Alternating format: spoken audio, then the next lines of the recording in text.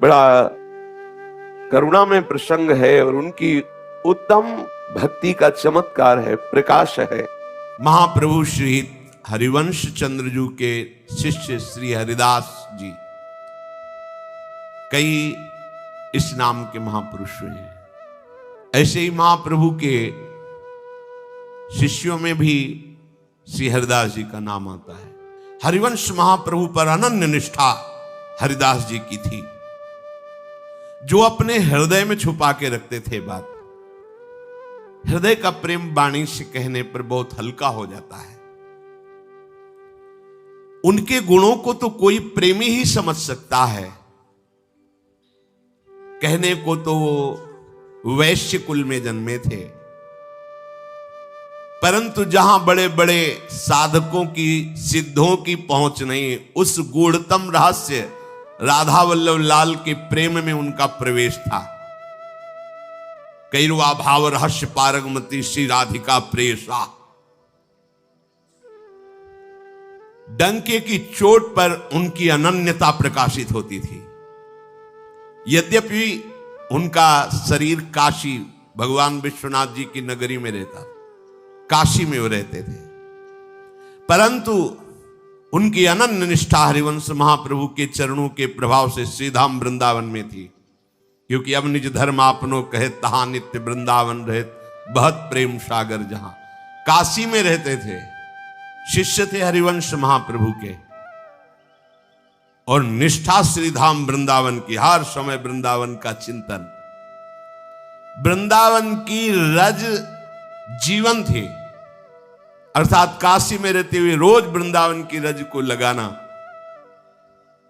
समझ लीजिए, आप कहीं भी बाहर हो, आप हमारे श्री राधा वल्लभ लाल जी के चरणों की उपासना से जुड़े हैं, तो ये जीवन में बात पकड़ लीजिए। आपका घर है वृंदावन, और आपके तन में वृंदावन रज लगी होनी चाहिए, और आप राधा वल्लभ लाल का चरणामृत रोज पीजिए और राधा वल्लभ श्री हरिवंश जपिए, तो कहीं भी आपका शरीर छूटे आप यहीं आएंगे। जैसे भारतीय राज कर्मचारी का, सैनिक का कहीं भी शरीर छूटे, ससम्मान तिरंगा में लपेट कर उसे भारत में ही, ऐसे ही कहीं भी तुम्हारा शरीर पर वो ब्रज रज लगी है, चरणामृत पीते हो, राधा वल्लभ श्री हरिवंश बोलते हो, तो नित्य धाम लाडली के महल में आपको आना होगा। विश्वास कीजिए। उन्होंने महाप्रभु की कृपा से निश्चय कर लिया था कि मैं बाहर मर ही नहीं सकता, क्योंकि वृंदावन हमारा लाडली का निज महल है, तो वहीं शरीर छोड़ूंगा। श्री भट्ट देवाचार्य जी भी कहते हैं कि यही आशा रखनी चाहिए। कहीं भी रहो, लाडली से प्रार्थना करते रहो कि जब हमारा शरीर आपको ऐसा लगे कि, तो आप फिर धाम बुला लेना और वहीं छोड़वा देना। जीवन की पूरी यात्रा सफल हो गई यदि हम प्राण छूटे। जय श्री भट्ट धूल धूसर तन ये आशा हो, एक कण शरीर में लगा हो तो उससे श्री जी की प्राप्ति हो, फिर यहां शरीर छोड़ रहा है, उसकी दुर्गति कैसे हो सकती है। उनकी प्रतिज्ञा थी, निष्ठा थी कि मेरे भाग्य का बल नहीं चलेगा, प्रारब्ध का बल नहीं चलेगा, यहां लाडली के चरणारविंद का बल चलता है। नहीं तो प्रारब्ध हमारे कहां थे ऐसे जो हमें प्राप्त हो रहा है, ये तो मेरी लाडली का बल काम कर रहा, मेरे बल श्री वृंदावन रानी। मैं अपना शरीर धाम में छोड़ूंगा। ये घोषणा कोई मन वचन कर्म से जो समर्पित वही कर सकता है, नहीं भय लग जाएगा कि बात झूठी न हो जाए, पता नहीं कहां शरीर छूट जाए। क्या भरोसा, क्या भरोसा। अरे नहीं है भरोसा, काल भी नहीं हमारे शरीर को नष्ट करेगा। शरीर नष्ट होगा तो वृंदावन में होगा। निष्ठा, निष्ठा, बिना मन वचन कर्म के समर्पण के आप ऐसा बोल ही नहीं सकते, आपका हृदय नहीं स्वीकार कर सकता। श्री राधा वल्लभ नाम के भजन का अद्भुत प्रभाव प्रकट करके दिखा दिया। अनन्य हरिवंश धर्म की सुदृढ़ निष्ठा में कभी वो विचलित नहीं हुए। इस कलिकाल में मनोरथ पूर्ण करने के लिए कामधेनु के समान हरिदास जी थे। जो उनके समीप आ जाता जो उनको प्रणाम नमस्कार संभाषण उसकी कामनाएं पूर्ण हो जाती। जैसे कामधेनु कल्पतरु का सेवन करने वालों की कामनाएं पूर्ण होती है, ऐसे भगवत प्रेमी महात्माओं को भी कामधेनु कहते हैं। वहां ये नहीं होता जाओ पूरी हो जाए, नहीं, तुम आ गए हो इतना ही काफी है। ना तुम्हें कहने की जरूरत है, ना उनको आशीर्वाद देने की जरूरत है।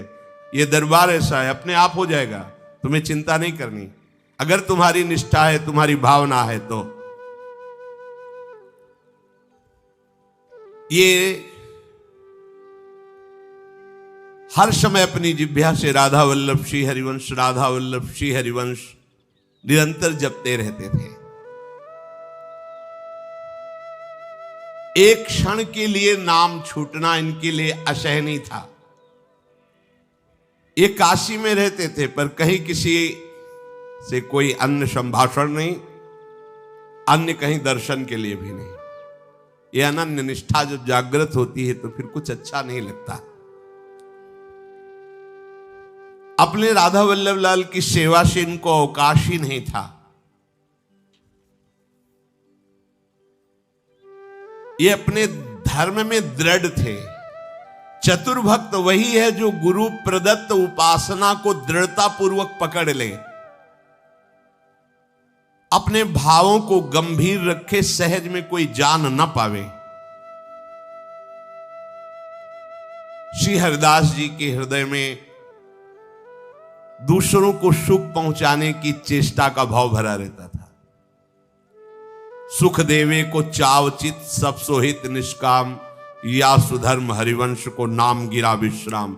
ये हरिवंश धर्म है, दूसरों को सुख पहुंचाना, मन से, वचन से, कर्म से, हमारे द्वारा किसी को दुख ना पहुंचे। एक दिन ये एकांत में विचरण कर रहे थे तो जंगल में देखा एक सिंह एक गाय को दबोच करके बैठा हुआ है। जे ही देखा तो सुखदेवे को चावचित, हाथ जोड़ा और कहा, प्रभु, यद्यपि मुझे पता है कि जो मैं कहने जा रहा हूं उसमें आपकी बात पूरी नहीं होगी।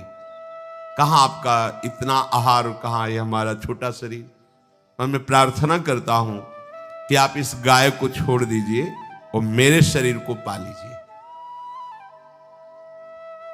सिंह से कोई उत्तर, उन्होंने कहा, अच्छा, ऐसा लगता है कि आपका पेट नहीं भरेगा। मेरा पुत्र जवान है, बस मुझे कुछ समय दीजिए, मैं अपने घर पहुंचूं और पुत्र को लेके आ जाऊं, तब तक आप गाय को मत पाना। मेरे को और मेरे पुत्र को पाओगे तो शायद आपकी भूख मिट जाए। सिंह ने गाय को छोड़ दिया और खड़ा हो गया। बोले, बस शीघ्र गति से गया, ये भक्ति का चमत्कार। मैं अपने पुत्र को लेकर के साथ आता हूं, फिर आप आराम से पा लीजिए। तुरंत वापस हुए। देखो, बेटे से जाके कहा कि हम वादा करके आए हैं एक सिंह से ऐसा, आप हमारे साथ चलो और उसके आहार बनो चल करके। तुम्हारी रुचि है हमारी आज्ञा पालन करने में? आंसू आ गए और कहा, आज मेरा जन्म लेना सार्थक हो गया, क्योंकि एक तो आप पिता और दूसरे भगवान के महान भक्त और तीसरे गौ रक्षा के लिए आप मेरे को समर्पित कर दिए। मेरा जीना सार्थक हो गया। मैं अभी चलता हूं, मेरा अहोभाग्य। भला कोई अपने पिता की यह बात मानेगा कि सिंह के सामने जाके समर्पित हो जा? चल दिए। तो सामने गए तो सिंह वैसे खड़ा। कहा, प्रभु, ये शरीर और पुत्र का शरीर दोनों आपका भोजन है, आप पा लीजिए। आपने कृपा करके हमारी प्रार्थना सुनी, गाय को छोड़ दिया, आप पा लीजिए। बड़ी जोर से दहाड़ मारी, मनु जैसे उनके ऊपर आक्रमण किया हो।